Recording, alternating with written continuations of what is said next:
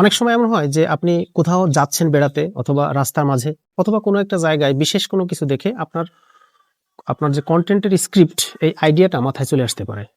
ধরুন আপনি নিশ খুঁজে পাচ্ছেন না, আপনি আসলে ভিডিও তৈরি করবেন কিভাবে, কোন টপিকের উপর আপনি ভিডিও তৈরি করবেন।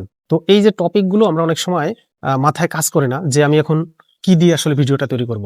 তো এই ধরনের মোমেন্টে কিছু কিছু সময় রাস্তা দিয়ে যখন হাঁটবেন দেখবেন আপনার মনে পড়ে যাবে যে আমি এইটা দিয়ে তো ভিডিও করলে ভালো হয়। তো একটা কাজ করবেন, সেটার সাথে সাথে নোট ডাউন করে রাখবেন। আপনার মোবাইলের বিভিন্ন রকমের নোটপ্যাড অ্যাপস আছে।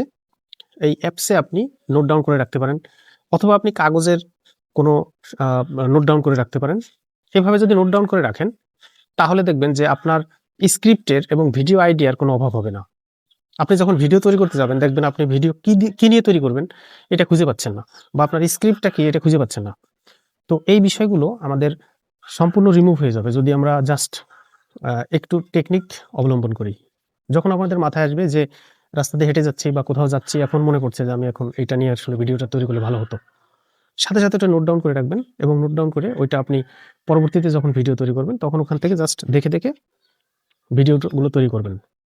আর ভিডিও তৈরি করে রাখবেন একদিনে ১০টা-১৫টা, বা যারা শর্টস ভিডিও তৈরি করেন তারা ১০, ১৫, ২০টা ভিডিও একদিনে তৈরি করে রাখবেন। এতে করে দেখা যাচ্ছে পুরো সপ্তাহে আপনার আর হ্যাসেল পোহাতে হবে না। আপনি জাস্ট শিডিউল করে আপলোড করে দিবেন। তো আমি যেটা করি সাধারণত অনেক সময় মনে পড়ে যে রাস্তা দিয়ে হেঁটে যাচ্ছি, বন্ধু-বান্ধবের সাথে কথা বলছি, তখন অনেক সময় মনে পড়ে যে এইটা দিয়ে তোর ভিডিও তৈরি করা যায়। সাথে সাথে এটাকে নোট ডাউন করে রাখি। এটা খুব চমৎকার একটা আইডিয়া।